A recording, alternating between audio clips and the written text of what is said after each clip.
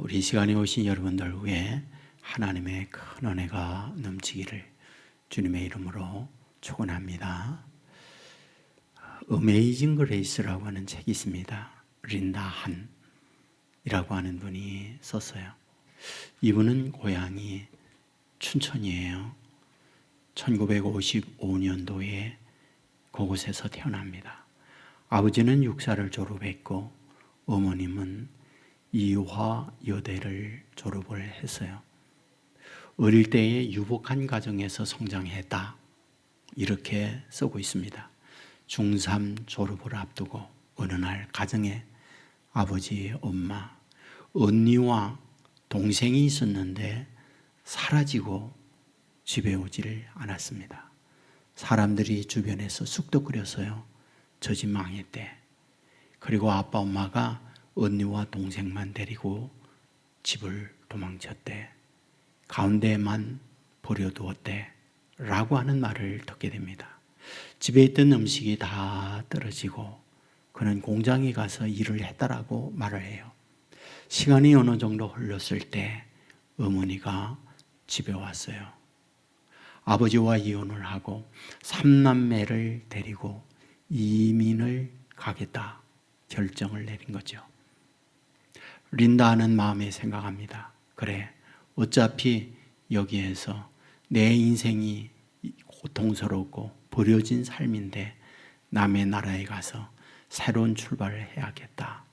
그리고는 따라서 미국으로 가게 됩니다. 엄마는 새로운 가정, 새로운 삶을 시작을 했어요. 그리고 언니는 알마니아라고 하는 명품 회사의 모델로 활동하게 됐어요. 그리고 자기 남동생은 대학원에서 공부를 하게 됩니다. 자기 혼자만 자기 가정에서 옥의 티와 같이 배우지 못하고 무능하고 쓸모없는 존재로 지냈다, 이렇게 말을 합니다. 이와 같이 삶이 고단했던 그는 마음에 결심합니다. 스스로 삶을 마감해야겠다. 아스피린 450알, 수면제 300알을 먹었어요. 그런데 자살 미수로 끝나게 됩니다. 깨어난 그는 도끼가 생겼어요. 사람들에게 대접받고 사람들에게 높임받는 건 단 하나, 돈이야. 돈을 벌여야 돼. 그는 악착같이 돈 버는 일에 나서게 됩니다. 여기에 이렇게 말해요. 34년 동안 90가지 일 안 해본 일이 없다. 피자집 서빙 일을 비롯하여 주유소에 허드렛 일, 그리고 청소하는 일, 모진 고생을 하면서 악착같이 돈을 벌고자 했고 돈도 벌었고 회사의 사장도 되었다라고 말을 합니다. 그런데 자기가 살고 있는 동네에 전도사 부부가 살게 됐어요. 어느 날 자기에게 와서 복음을 전하게 됐던 거죠. 이분들의 복음 전도를 통하여 예수님을 영접하게 됩니다. 지금은 미국 LA 사랑의 교회에서 집사로서 복음 전도하는 일을 활동하면서 살아가요. 그런데 이분이 여기서 이런 말을 합니다. 자기는 망가졌고 자기는 도끼와 악으로 가득 차 있었는데 버려진 자기에 대하여 주님은 한 번도 눈을 떼지 않았구나. 주님은 나에게 마음으로 녹회 주었고 나를 만나 주었고 고단한 인생길에 얼마나 힘들었느냐 말씀하시면서 자기를 품어 주었고 이와 같이 새로운 인생길을 가게 되었다라고 이 책에서 말하고 있습니다. 여러분, 사람은 각자가 삶의 여건은 달라요. 하지만 누구나 다 이런 고단한 과정은 거치고 있다, 이런 생각을 갖게 됩니다. 오늘 본문에서 우리에게 바울은 이런 부분을 말씀하려고 하는구나 하는 것을 발견하게 됩니다. 여러분, 오늘 본문은 10장, 9장과 계속해서 연결되어지는 말씀을 하고 있습니다. 여러분, 9장에서 바울은 시작을 하면서 어떤 말씀을 하고 있습니까? 그곳에 보면 내 마음에 큰 근심이 있다라고 시작해요. 왜? 자기의 동족이 구원을 받는 것, 이것 때문에 큰 근심이라고 얘기했어요. 10장으로 넘어와서는 그렇게 말하죠.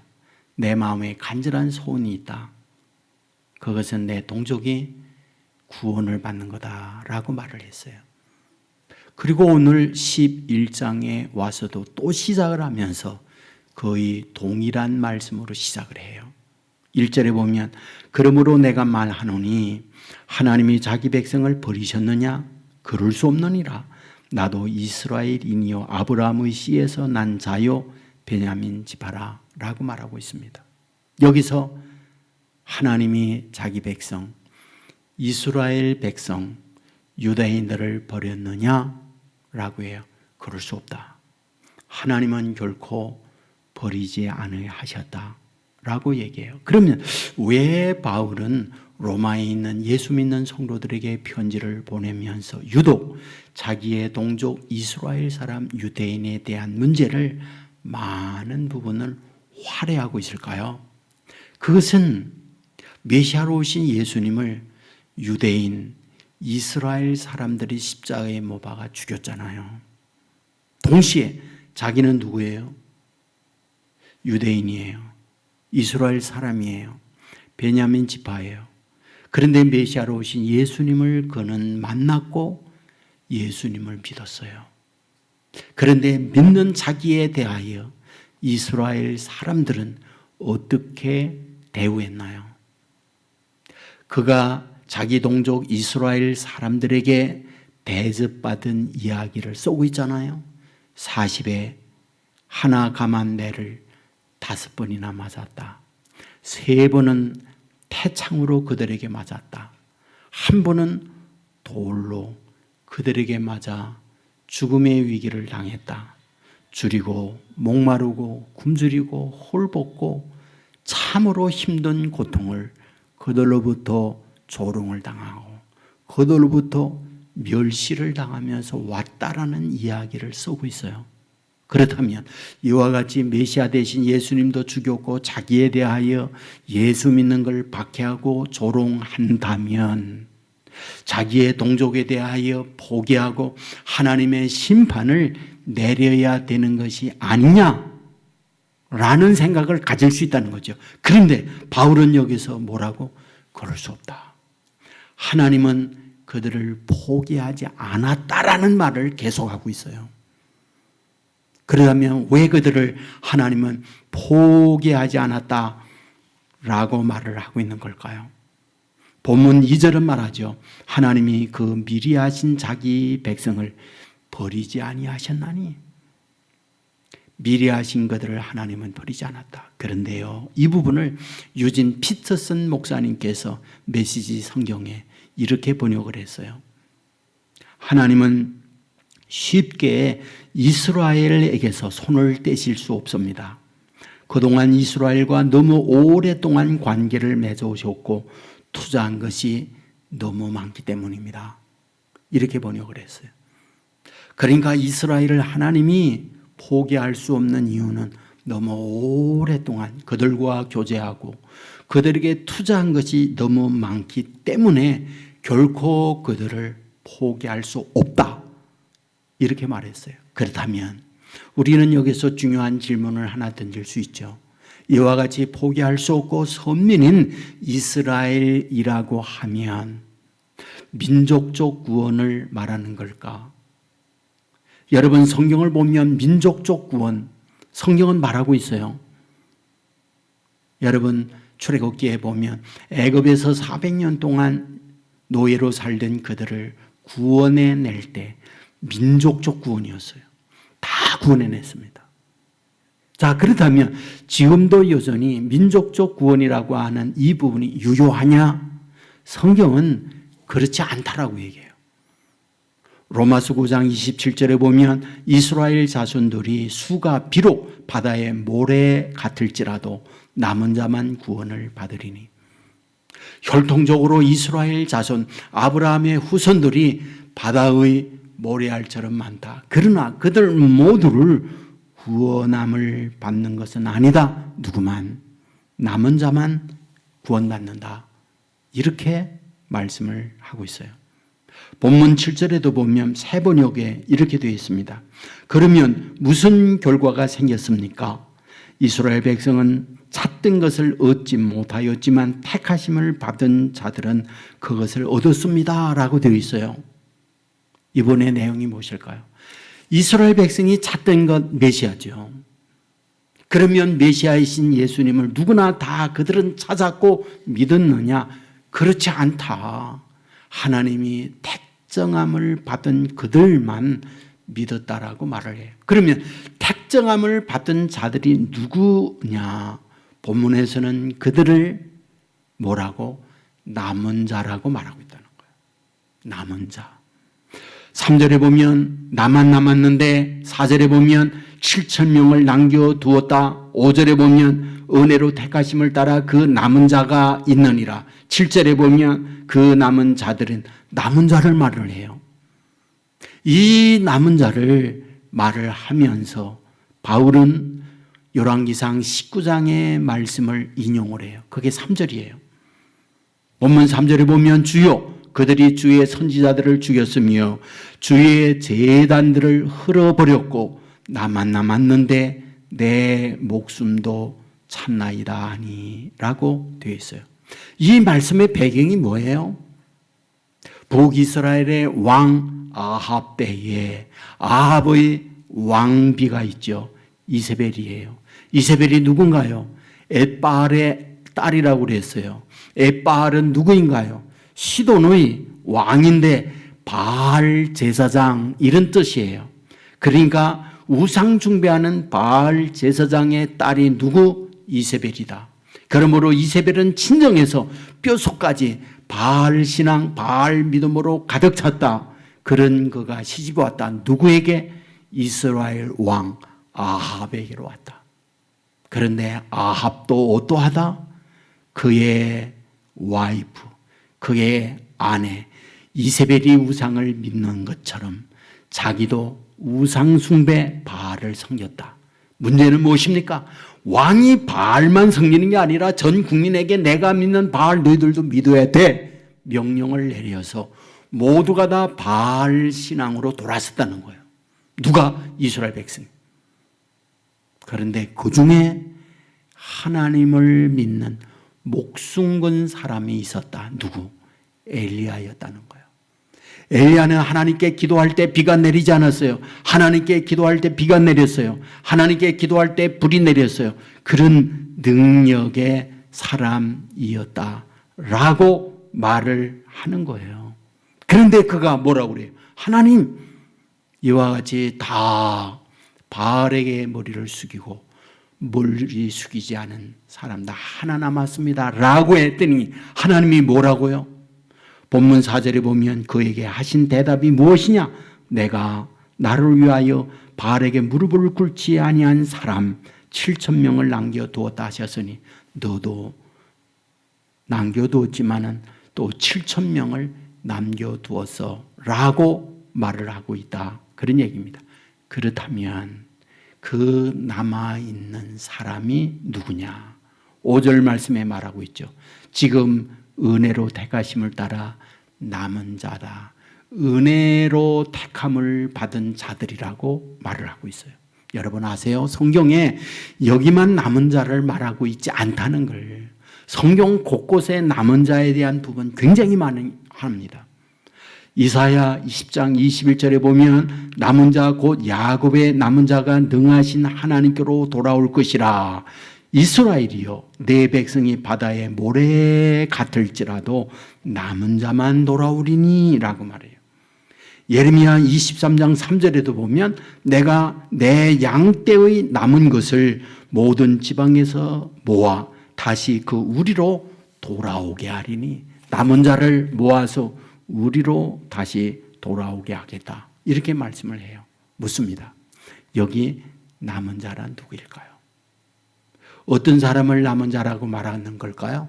우리가 보통 남겨두다 그러면 잘나고 능력있고 위대한 특별한 존재를 남겨두다 이런 뜻을 갖고 있잖아요. 우리가 사무엘상 15장에 보면 아말렉과 이스라엘이 전투해요. 그때 이스라엘 왕이 사울입니다. 하나님이 사무엘을 통해서 사울 왕에게 말해요. 아말렉에 있는 모든 것을 다 진멸해라. 여러분, 전쟁은 사울의 승리로 끝납니다. 사무엘 선지자가 사울에게 갔더니 우양의 울음소리가 있어요. 물었죠. 저 소리가 뭔가요? 그랬더니 사울 왕이 선지자 사무엘에게 하는 말, 무슨 말을 해요? 살진 것 남겨놓았습니다. 하나님 앞에 제사하기 위하여 남겨놓았습니다. 라고 했던 거 보시죠? 남겨놓다 그럴 때에 그 인식 속에는 잘나고 능력있고 힘있고 위대한 사람들을 구별하여 남겨놓는다라고 하는 의미를 담고 있어요. 그런데 여러분 아세요? 여기 로마서에 사용되어 있는 단어가 헬라어로 되어 있어요. 그 헬라어에 남은 자, 그 단어가 휘폴레임마라고 하는 단어로 되어 있어요. 휘폴레임마라고 하는 이 단어의 뜻, 남은 자, 어떤 의미를 갖고 있느냐? 음식을 먹고 남겨진 음식물, 쓰레기 이런 뜻이 남은 자, 이 헬라어에 담겨있는 뜻이라는 거예요. 그러니까 괜찮고 힘있고 능력있고 이런 것들은 다 따르게 남고 남아있는 그런 여기에 있는 건 쓸모없고 쓰레기 같은 것들만 남았다라고 사용할 때 여기 남은 자라는 단어로 쓰고 있다. 그런 얘기예요. 여러분, 이 단어를 설명을 하는 것이 이사야 6장이에요.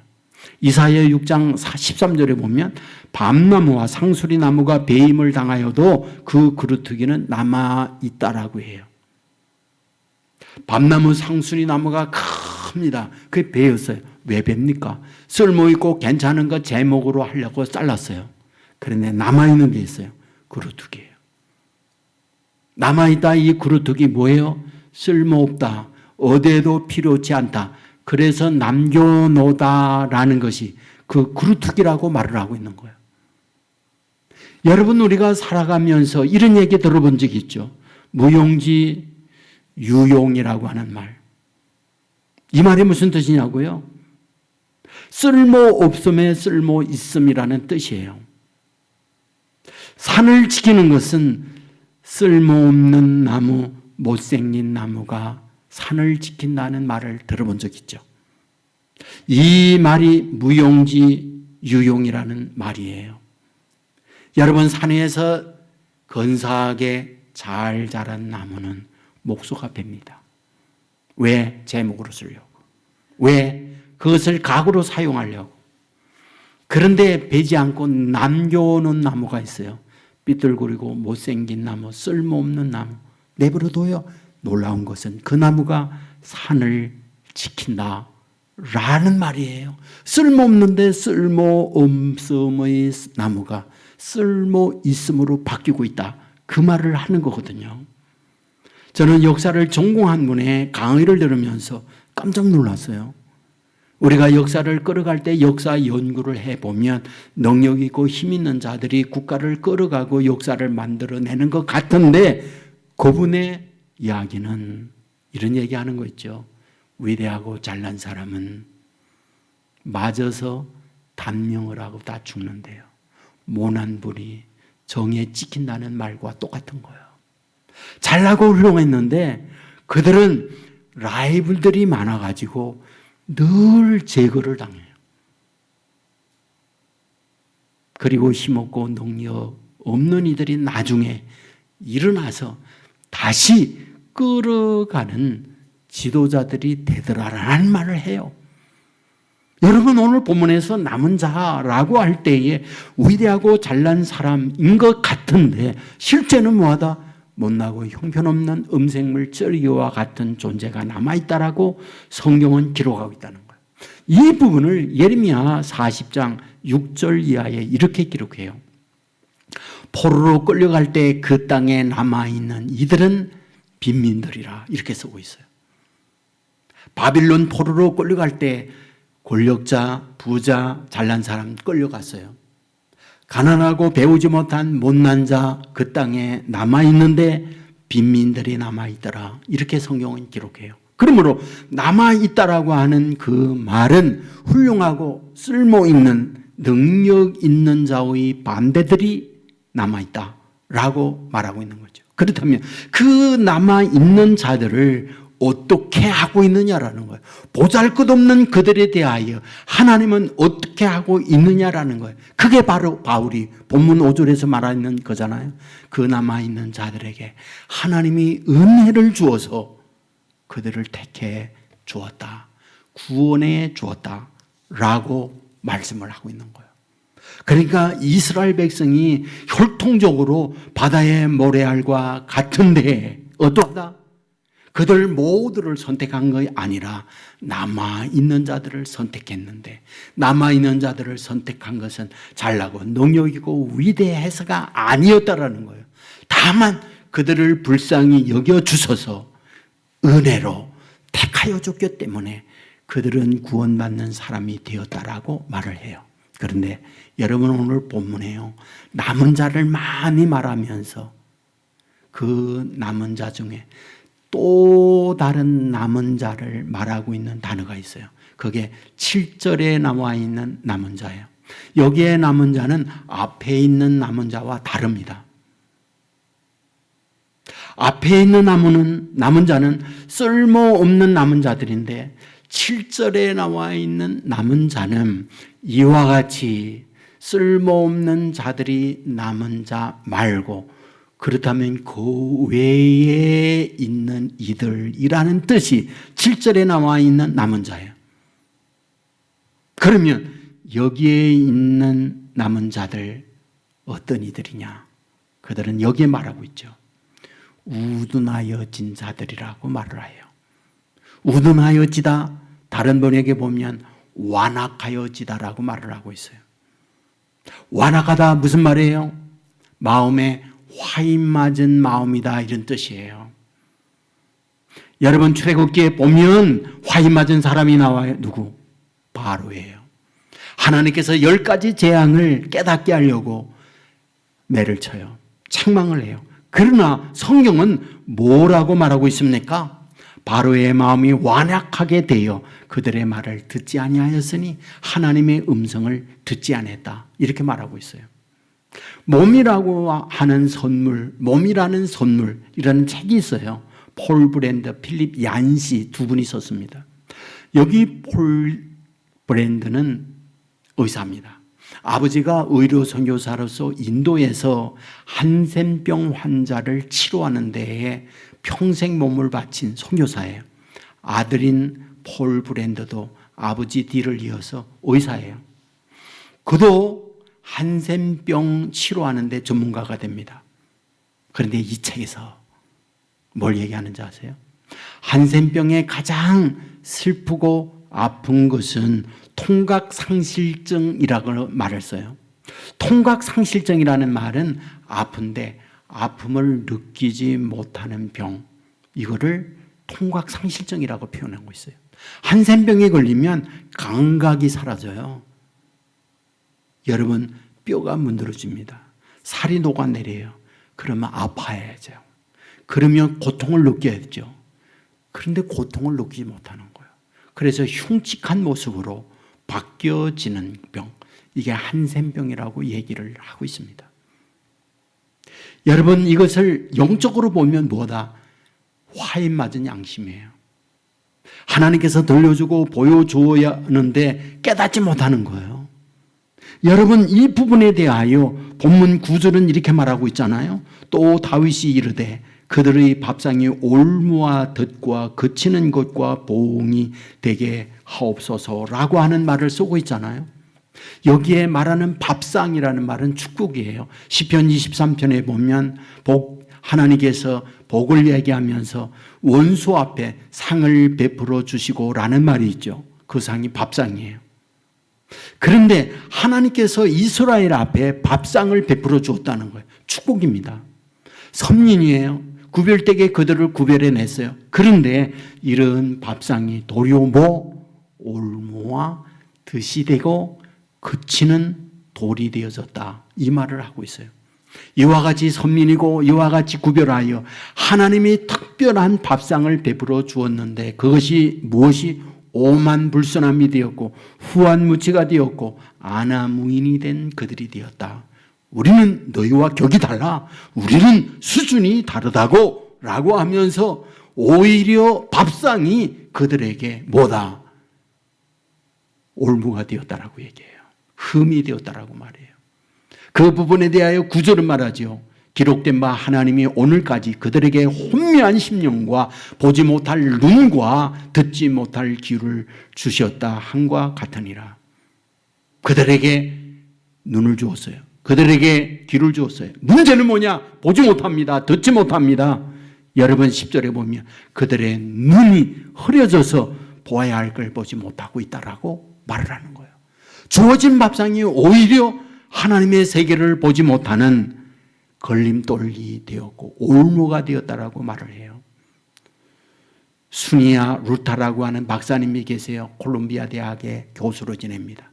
이분과 함께 연구팀이 있는데 미국 내에 15살, 16살 되는 아이들 두 그룹으로 나누었어요. 한 그룹은 금수저 집안의 자녀들, 한 그룹은 흑수저 집안의 자녀들이에요.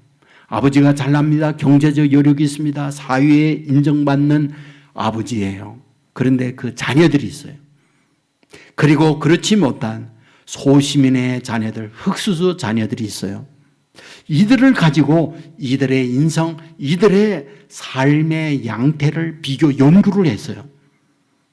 여러분 그러면 좋은 집안의 자녀들이 좋은 혜택을 입고 사니까 모든 부분에 앞장서고 자랑스러운 자녀들이어야 하잖아요. 그런데 이분의 연구에 의하면 오히려 금수저 집안의 자녀들이 부정적 요소가 더 많다. 이렇게 연구 발표를 한 거 있죠. 우울증이 심해요. 사회성이 약해요. 그리고 문제를 만났을 때 그 문제를 풀어내는 지혜, 능력이 현저하게 떨어져요. 어려운 난관을 만났을 때 멘탈이 유리 멘탈이 되어서 무너져 내리는 경우들이 너무 많더라 얘기를 하고 있어요. 그러니까 사람이 살 때에 때로는 온실에서 나와 찬바람을 맞으면서 성장을 해야 하는데 소위 금수저 자녀들 가운데는 온실 속에 화초와 같은 아이들이 많더라.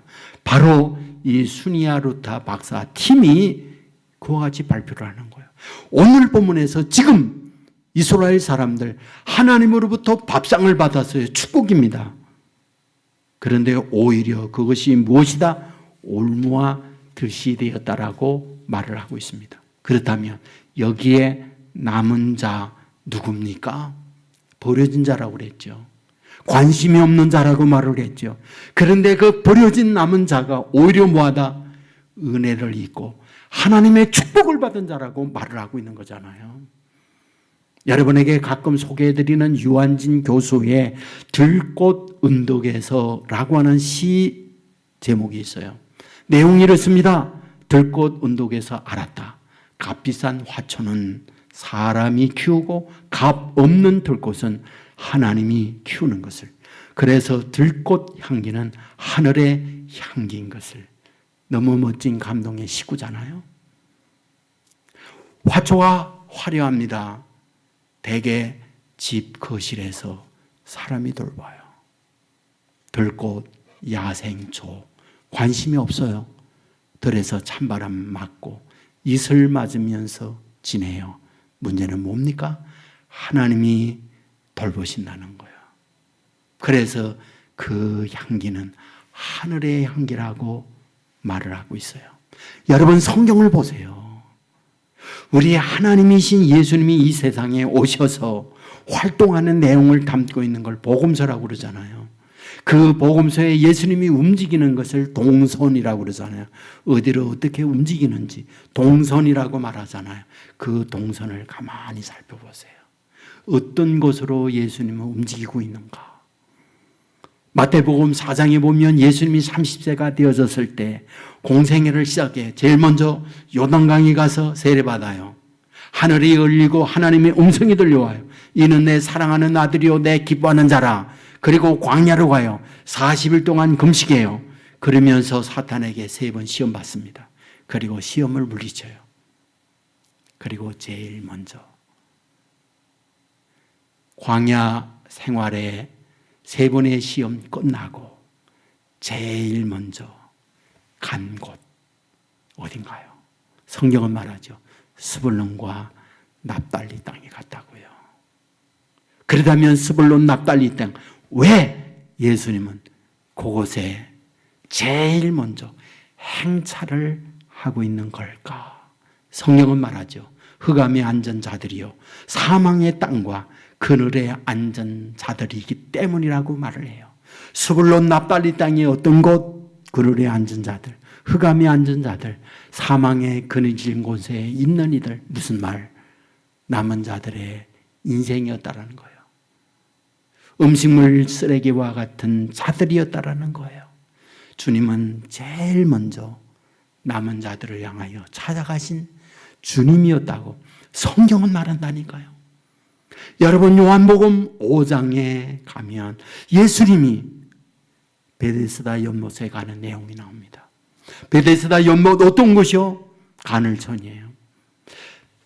지하에 물의 압력에 의해서 분수처럼 물이 솟구쳐 오르는 곳, 그게 베데스다 연못입니다.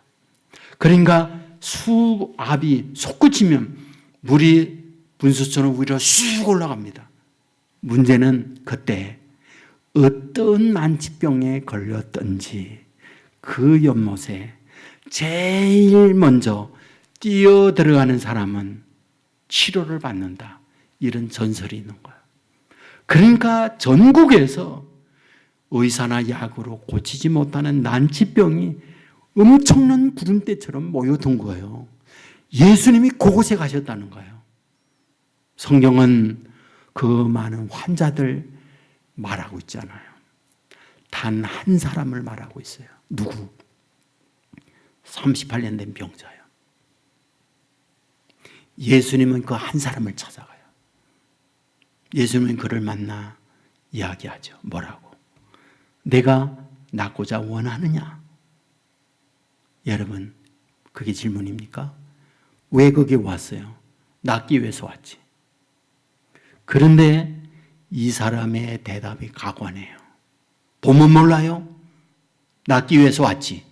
라고 말해야 되는데 성경은 뭐라고 쓰는지 아세요? 주여, 물이 움직일 때에 나를 못에 넣어줄 사람이 없어. 내가 가는 동안 다른 사람이 먼저 갑니다. 이렇게 얘기해요. 무슨 뜻이에요? 나는 경쟁에 있어서 늘 꼴입니다. 그 말이죠. 38년 동안 병으로 앓아누우면서 내 주위에 부모도 가족도 친구도 다 떠났어요. 나 혼자예요. 할 데 없어서 여행을 바라고 여기에 와 있습니다. 물이 동할 때에 어찌 힘을 내서 일어서 나가려다 보면 다른 사람 나보다 병이 경해요. 덜 아파요. 그들이 먼저 가요. 거기다가 그들은 보호자까지 있어요. 양옆에 내 팔을 끼고 그들이 먼저 달려가요. 나는 병이 중에서 움직이기도 어려운 데다가 옆에 아무도 없어요. 나는 남은 자예요. 나는 남은 자예요. 이 부분을 얘기하고 있는 거예요. 주님은 그를 찾아간 거예요. 주님은 그에게 얘기하죠. 내 자리를 들고 걸어가라고.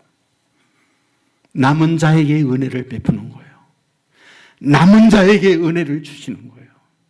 남은 자에게 이렇게 세워주시는 거예요. 이것이 오늘 본문에서 말씀하고 있는 거잖아요. 여러분, 본문은 엘리야를 말하고 있어요.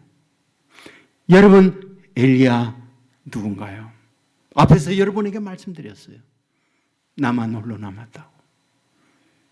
여러분, 나만 홀로 남은 그 엘리야 어떻습니까? 홀로 남았으니 나만 은혜를 받고 나만 이와 같이 승승장구하고 잘되는 인생입니다. 그와 같이 고백하고 있는지 아세요? 그렇지 않았어요. 성경을 보세요. 그는 홀로 남아 외롭고 힘든 그였기에 그는 도망자가 됐어요. 누구도 내 편에, 누구도 내 주에 아무도 없었어요. 광야로 들어가서 로듬나무 아래 엎드려서 절규합니다. 이만하면 됩니다. 이만하면 됩니다. 외롭고 힘들게 사는 것이 너무 고단해요. 내 생명을 여기서 거두어 주십시오. 얼마나 처절하면 그와 같은 고백을 하고 있을까? 저는 그 생각이 드는 거예요. 여러분, 저는 엘리야의 심령을 조금은 이해해요. 왜? 그는 선지자였잖아요. 그는 능력의 사람이었잖아요. 비 오지 않기를 기도할 때 비가 그쳤고, 비 오기를 기도할 때 비가 내렸고, 제단에 흠양을 위하여 하나님께 기도할 때 불이 내려서 제단의 제물을 흠양했잖아요. 그럼에도 불구하고 그는 자기의 혼자라고 할 때, 그는 자기가 외롭게 혼자라고 할 때, 남은 자라고 할 때 그는 견디기 너무 어려웠던 거예요. 그리하여 광야로 들어갔고 하나님 앞에 절규하면서 말한 거예요. 이만하면 됐습니다. 나는 너무 외롭고 힘이 듭니다. 그러므로 내 생명을 거두어 주십시오 라고 말했던 거예요. 저는 목사입니다. 여러분에게 설교예요. 설교가 좋은 용어도 있지만 부정적 용어도 있잖아요. 또 설교하네. 저는 또 설교하는 사람이에요. 그런데 제 안에 저도 때로 남은 자의 모습으로 있을 때가 있다고요. 여러분에게 가끔 여러분에게 말씀했죠. 저는 비 오는 날 비 맞는 거를 참 좋아해요. 어릴 때에 시골에서 우상이 있었습니까? 우비가 있었습니까? 아주 최고의 우비라고 하는 것은 농사할 때 비료 부대 비닐로 된 거 있는 거, 그거를 이렇게 반으로 썰어서 머리에 꽃갈모자 쓰고, 그것이 최고의 우비였던 거죠. 비를 늘 많이 맞았던 기억이 있어요. 그 옛날 어린 때에 생각을 하면서 비를 맞고 이렇게 걸어가면 비가 내리면 젖잖아요. 옷이 젖어요. 그리고 비를 계속 맞으면 그 빗물이 살에 닿아요. 찬기가 들어오죠. 그런데 그 빗물이 적에다가 말을 걸어와요. 얼굴은 뱀변한데 속은 다 탔네. 이런 빗물의 이야기를 할 때가 있어요. 저는 그 빗물의 이야기를 들으면서 혼자 걸으면서 빗물과 함께 눈물을 흘릴 때가 종종 있어요. 여러분은 어떤가요? 여러분의 삶은 어떠신가요? 모두가 다 웃고 있어요. 더불어 살아가요. 때로는 나만이 홀로 있다라는 군중 속의 고독을 느낄 때가 있는 거죠. 우리는 남은 자입니다. 그 남은 자의 삶을 살 때에 우리 주님은 한 번도 우리에게 눈을 떼지 않는 거죠. 남은 자로 로뎀나무 아래 엎드려서 엘리야는 말했어요. 너무 힘듭니다. 이만하면 됐습니다. 그런데 성경은 뭐라고요? 천사를 보냈어요. 그리고 힘들어 있는 엘리야를 어떻게 어루만져 주다라고 기록했어요. 홀로 남아있는 힘들고 어려운 그를 하나님이 어루만졌다고요. 어루만지기만 했나요? 물을 갖다 놓았어요. 구운 떡을 갖다 놓았어요. 그에게 그를 먹여주죠. 그리고 말을 하죠. 일어나거라. 그리고 호렙을 향하여 가거라. 이렇게 말씀하죠. 새로운 비전, 새로운 길을 주님이 말씀하고 있는 거잖아요. 오늘 이 자리에 참여하고 있는 저와 여러분, 여러분의 인생이 때로 나는 홀로 남았습니다. 이런 상황이 있을 수 있습니다. 아내가, 남편이, 자녀가 또는 부모가, 여러분의 가정에 가장 가까이 있는 여러분의 식구들이 여러분을 몰라줄 때도 있습니다. 그래야 나만 남았다고, 나만 외톨이라고 말할 때도 있어요. 성경은 말해요. 주님의 발걸음에 동선이 어디냐, 그 남은 자에 대하여 관심을 갖고 가고 있더라는 거예요. 엘리야에게 남아있는 거에게 하나님은 찾아왔어요. 그리고 어루만져 주었어요. 그리고 떡과 물을 준비하고 새로운 비전을 허락해 주고 있어요. 이것이 남은 자를 향하여 오늘도 변함없이 주님이 갖고 있는 주님의 마음이다. 이 사실을 믿으시고 남은 자에게 찾아와서 어루만져 주시는 주님의 은혜와 우리에게 떡과 물을 준비하여 새 힘을 주시는 주님을 바라보며 다시 일어나 호림을 향하여 나가는 저와 여러분의 삶이 될 수 있기를 주님의 이름으로 축원합니다. 우리 모두 자리에서 일어나겠습니다.